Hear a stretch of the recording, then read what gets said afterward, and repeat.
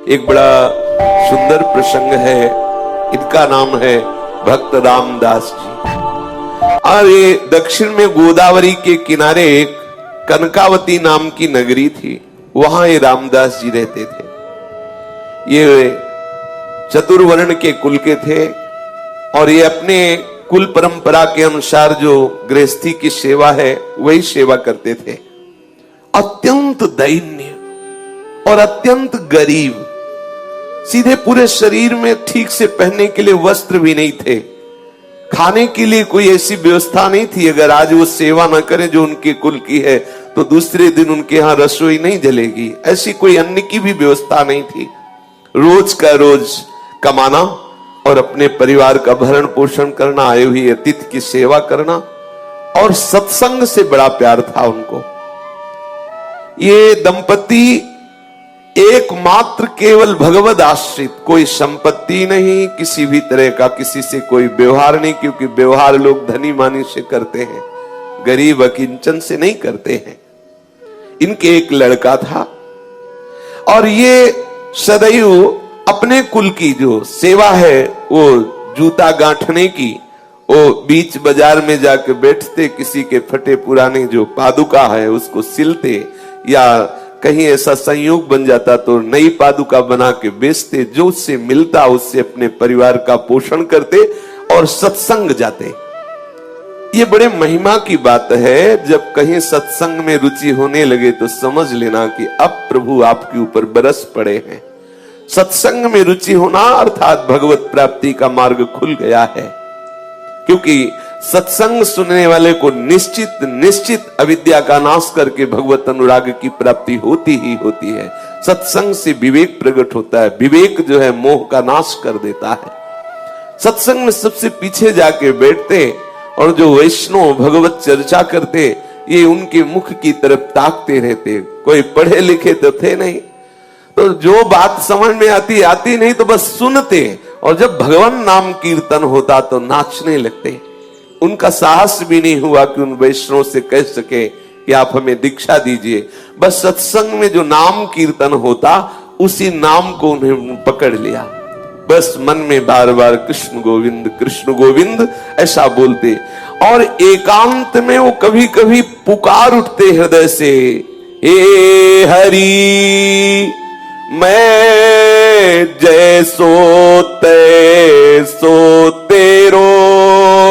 नहीं याद हुआ, बस इतना ही। पद नाम से, शास्त्र स्वाध्याय नाम से, बस इतना ही, हरि मैं जैसो तैसो तेरो। और सत्संग में नियमित जाके बैठना, कुछ समझ में आए या ना आए, जब नाम कीर्तन होता तो बड़ा आनंद मिलता। और वही कृष्ण कृष्ण गोविंद गोविंद हरि हरि, और बीच बीच में आ भर के हरि मैं जैसो तैसो तेरो, मैं जैसा हूं वैसा आपका हूं, मैं जैसा हूं हे हरि आपका हूं। तीन प्राणी, स्वयं, पत्नी और पुत्र, जो इस सेवा से उनको अर्थ मिलता, उससे परिवार का पोषण, कोई अतिथि पधारता उस अतिथि की सेवा, और जो सत्संग में जाते नियमित, बस उनके हृदय में एक बात बैठ गई, कैसे इस जगत के मालिक को रिझाऊं। ना तो मेरे में कोई योग्यता है, ना पढ़ा लिखा हूं, ना धन है, ना पवित्रता है, मैं किसी योग्य नहीं, कैसे रिझा। क्या मेरे से कभी प्रभु रीझ सकते हैं?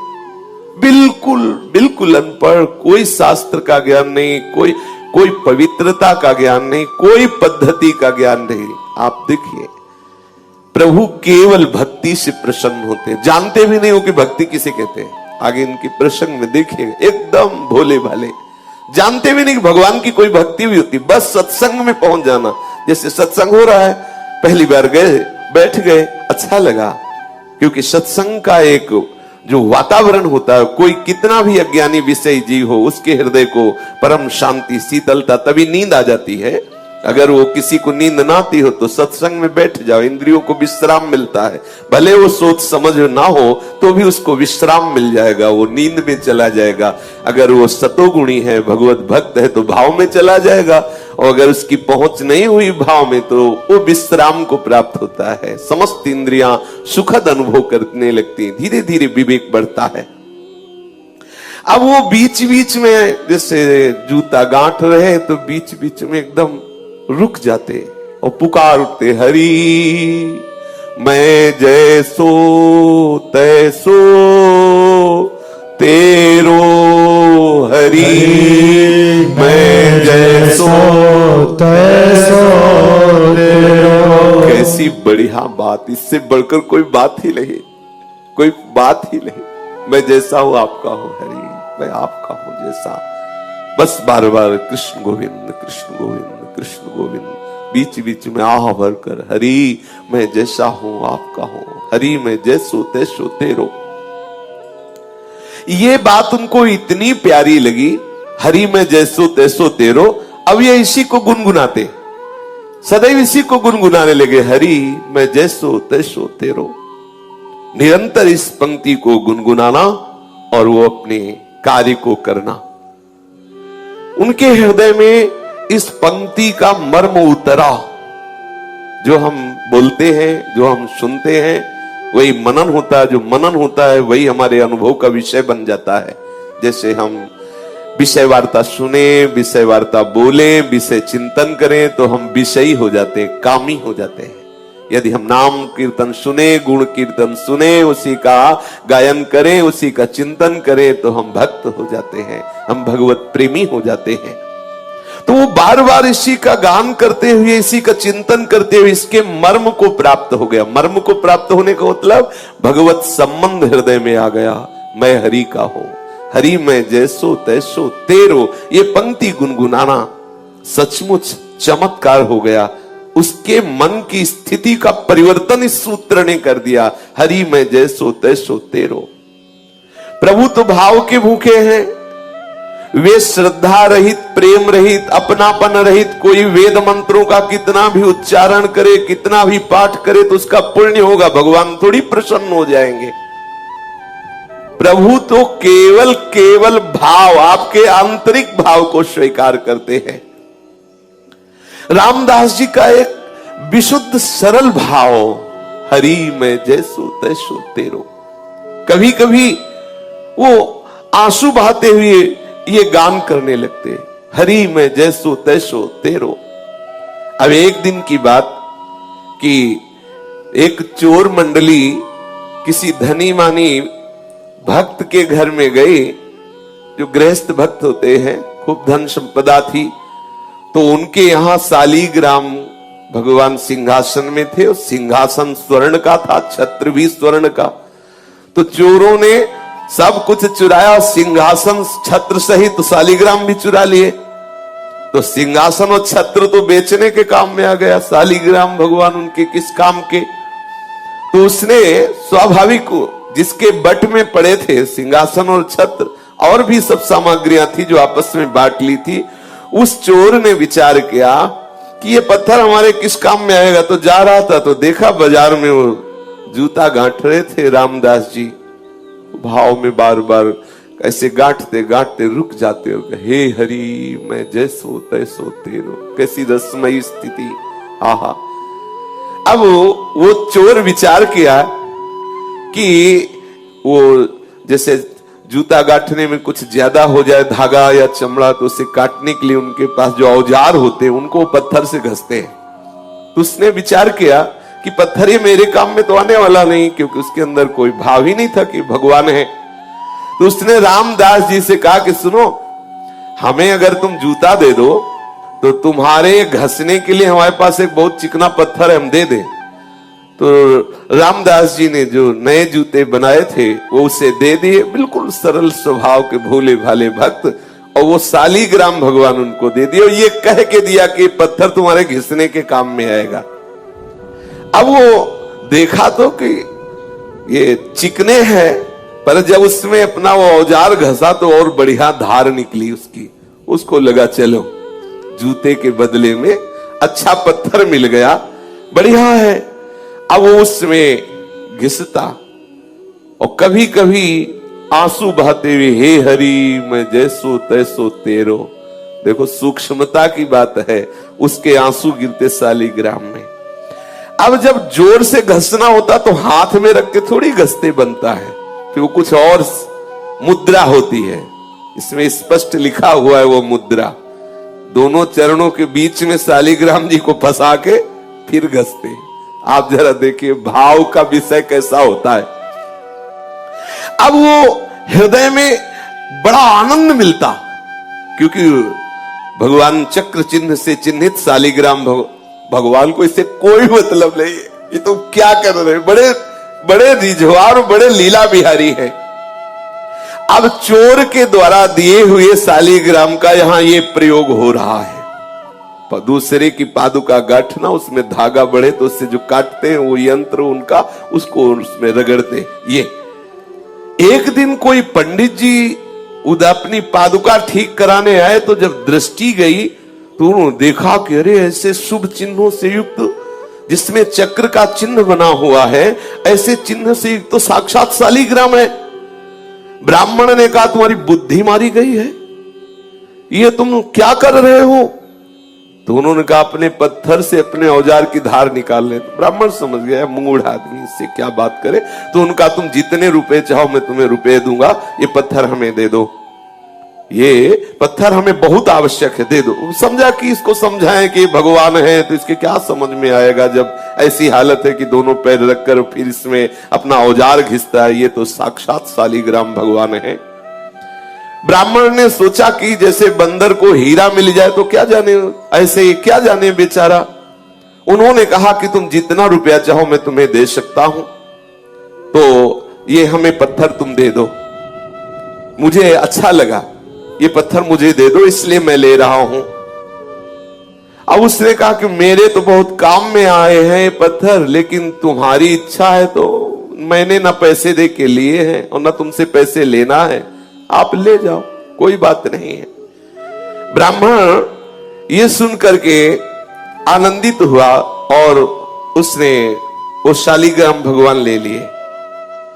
ब्राह्मण से कहा कि जो मैं मेहनत करता हूं जूता गांठ करके, उससे जो मिलता है मेरे परिवार का, उससे भरण पोषण होता है, मुझे इस पत्थर के बदले में कोई धन नहीं चाहिए, ले जाओ। कोई मुझे हवेली नहीं बनवानी, कोई मुझे सुख पूर्वक नहीं रहना, क्योंकि अगर सुख पूर्वक रहूंगा तो मैं भूल जाऊंगा प्रभु को। इसीलिए मैं जानबूझ करके उतना ही कमाता हूं जितने से रोज उधर भर जाए। इतना कह करके रामदास जी ने वो पत्थर दे दिया जो शालिग्राम भगवान है। पंडित जी ने देखा दुर्लभ सद्गुणों से युक्त तो शालिग्राम, बड़े आनंदित हुए, घर में आए, सुंदर जल से दुग्ध से अभिषेक कराया, सुंदर सिंहासन में विराजमान किया, षोडशोपचार मंत्रों से पूजन किया और ये विचार किया कि भगवान मेरी इस चेष्टा से प्रसन्न होंगे, क्योंकि वहां क्या सुख पा रहे थे और यहां हम उनको क्या सुख पहुंचा रहे।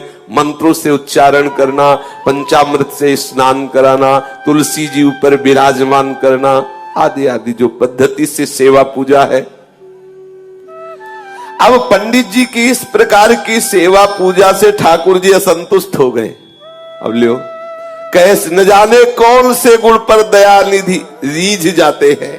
आहा, पंडित जी पूरी पूजा विधि जानते थे, पर हृदय से प्रभु के प्रति अपनापन नहीं था, भक्ति नहीं थी, प्रेम नहीं था। और ये अब आप समझ लो किस कोटि के भक्त है, कुछ ज्ञान ही नहीं है, परंतु इनके हृदय में है कि मैं प्रभु का हूं, प्रभु मेरे हैं। कभी कभी आंसू बहाते तो वो आंसू जो शालिग्राम भगवान के ऊपर गिरते, उससे बड़ा पंडित जी का पंचामृत नहीं।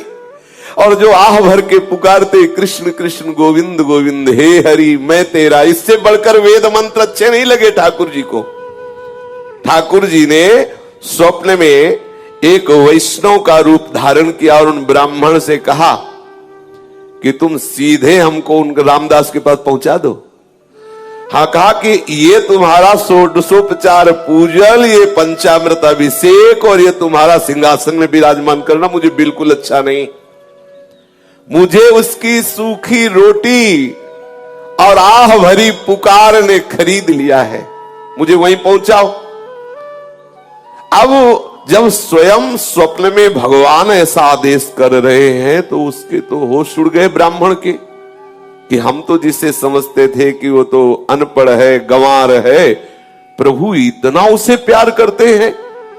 अब हाथ में सुंदर वस्त्र पर शालिग्राम भगवान को लिया और भगवान से कहा कि आपको पता है कि आपके ऊपर वो औजार घिसता है, चंदन तिलक लगाने की बात जाने दो, सिंहासन में विराज वाले पैर रख के आप पे औजार घिसता, तुमको वो पसंद है। और षोडशोपचार पूजन, पंचामृत से स्नान, ये सब प्रभु ने कहा जब वो आंसू बहाते हुए नाम बोलता है ना, कृष्ण गोविंद हे हरि मैं तेरा, मुझे इतना सुख मिलता है कि वेद मंत्रों से मुझे सुख नहीं मिलता।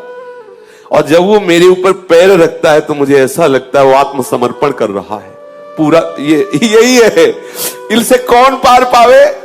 सर्वलोक महेश्वर, जितने भी ज्ञान के सूत्र हैं सब इन्हीं से प्रकट हुए, इनसे कोई पंडित क्या पार पा सकता है? बोले जब वो चरण रखता है, दबाता है चरण से ऐसे, तो मुझे लगता है कि पूरा अपने आप को समर्पित कर रहा है, आत्मसमर्पण कर रहा है। मुझे बहुत सुख मिलता है तुम्हारे चंदन और कस्तूरी के लेप और इत्र से मुझे जो सुख नहीं मिलता उसके घसने से सुख मिलता है। अब राजी, आप राजी तो फिर किसकी क्या बस चले? ठाकुर जी राजी।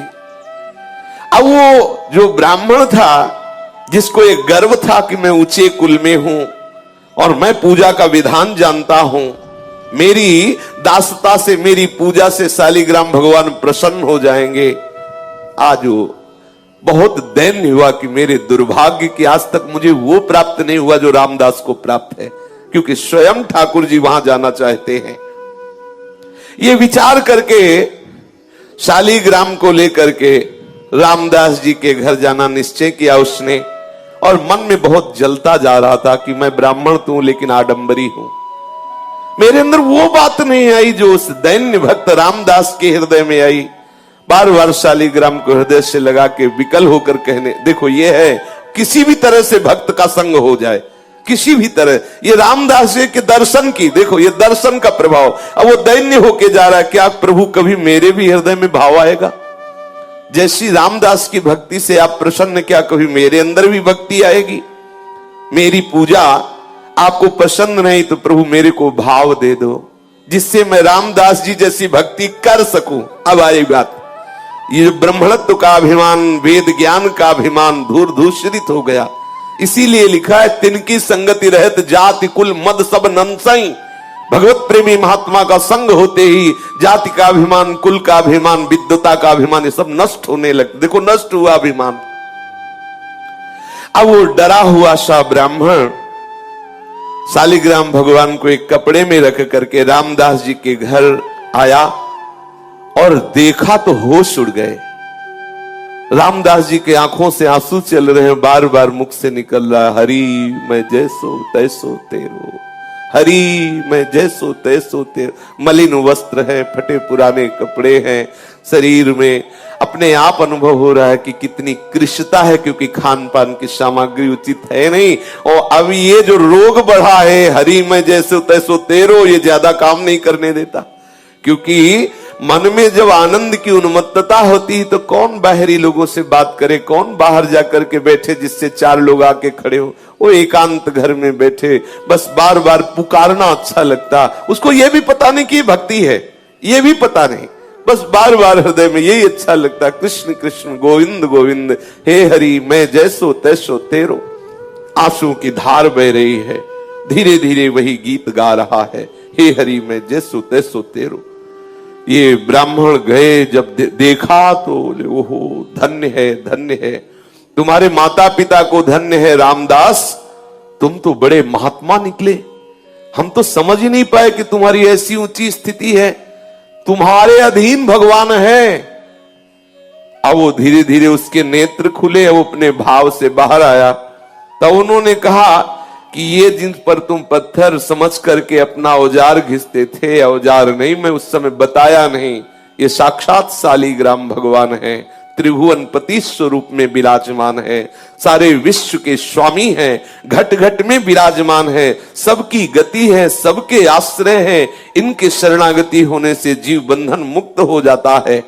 तुम्हारी सरलता, तुम्हारे प्रेम से ये रीझ गए हैं, जब मैं इनको ले गया, इनको पंचामृत से अभिषेक किया, वैदिक स्तोत्रों द्वारा इनकी स्तुति की, इनकी सेवा की, इनको भोग लगाया सब, लेकिन इनको पसंद नहीं आया। इनको तुम पसंद आए। मेरे स्वप्न में एक वैष्णव रूप धारण करके आए और मुझे ऐसा आदेश किया कि मुझे रामदास जी के पास भेज दो। वो रो पड़ा कि मैं तो महान पापी हूं। रामदास रो पड़े, अरे मैं महान पापी हूं, मैं तो समझ नहीं पाया कि भगवान है और मैं इनके ऊपर ऐसा कृत्य करता रहा है, मैं तो बहुत अपराधी हूं। चीख चीख के रोने लगा, मैं कितना निर्दयी, कितना नीच हूं, देखो मैंने क्या किया। बस ब्राह्मण तो खड़ा का खड़ा रह गया, वो भाव में डूब गए और हे करुणा समुद्र प्रभु, मैं कैसे आपको रिझा पाऊं, तुम मुझे कितना प्यार करते हो और मैं कितना नीच हूं। ऐसे बस पुकारने लगा, रोने लगा। अनन्य भक्ति से भगवान जीत जाते हैं। बार बार ब्राह्मण उनको धन्यवाद करता कि तुम्हारे अंदर जो भाव आया है ना, ये बहुत कृपा से आया है।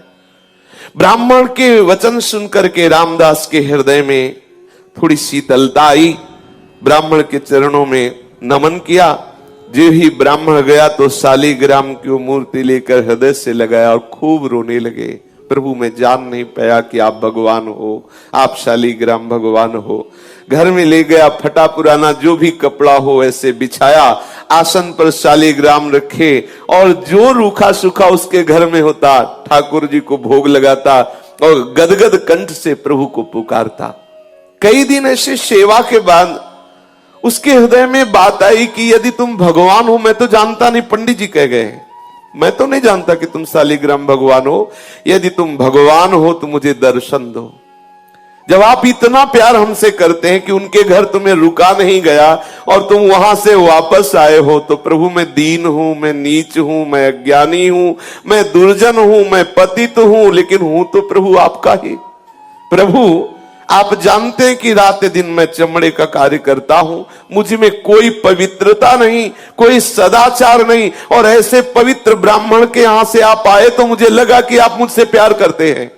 आप जब मुझसे प्यार करते हैं तो अब छुपा छुपी का खेल बंद करो, दिखाओ कैसे होते हैं भगवान, कैसे हो तुम, मुझे तो पता नहीं, लेकिन आप अब मेरे हृदय में बेचैनी हो रही कि आपका स्वरूप क्या है। प्रभु आप कृपा करो, मैं तुम्हें प्रत्यक्ष देखना चाहता हूं। हे करुणा सिंधु, हे दीन बंधु, हे पतित पावन, ऐसी पुकार करने लगा। कृष्ण चंद गोपाल आजू तो तेरे हाथ बिकाई। कृष्ण चंद्र गोपाल आज तो तेरे हाथ बिकाई। हे कृपा सिंधु कृष्ण, हे करुणामय भगवंत, मैं तो तेरे हाथ बिक गया। हे प्रभु, हे मोर मुकुट धारण करने वाले, हे वैजंती माला धारण करने वाले, हे कृपा सिंधु पीतांबरधारी, आप मुझे दर्शन दीजिए, अपनी कृपा से आप दर्शन दीजिए। मैं तो पतित हूं, नीच हूं, पर शरणागत हूं, शरण गए की लाज रखिए प्रभु। अब मेरे हृदय में बड़ी विकलता हो रही, मैं आपका दर्शन चाहता हूं। रामदास रो रो करके प्रभु से प्रार्थना करने लगा। ऐसा प्रेम समुद्र उमड़ा कि सब कुछ भूल गया, बिहल बिकल होकर के। ये विकलता प्रभु को खींचती है।